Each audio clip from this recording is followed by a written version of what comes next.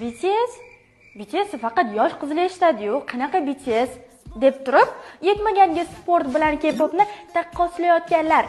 Jajji qizchalardan farqli o'laroq, siz kattalar sevib tomosha qiladigan futbolning 2022 Qatar jahon chempionatini BTS a'zosi Jungkook Dreams qo'shig'i bilan ochib bergan. Siz qiz bola sifatida mensimayotgan Jungkook uchun Qatar shahzodasi shaxsiy samolyot, 10 ta Mercedes, 10 ta tansoqchi, shaxsiy vertolyot va eng qimmat mehmonxonada bepul joylashish sharoitini yaratgan.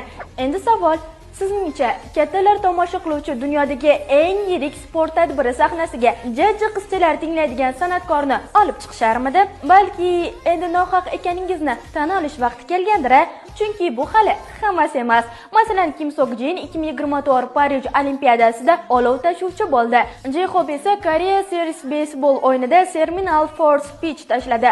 Va Los Angeles Dodgers o'yinida birinchi to'pni tashlagan. Ustiga ustak, siz haqiqiy erkak deb hisoblaydigan mashhurlarning ko'pchiligi ham aynan BTSga muxlislik qiladi.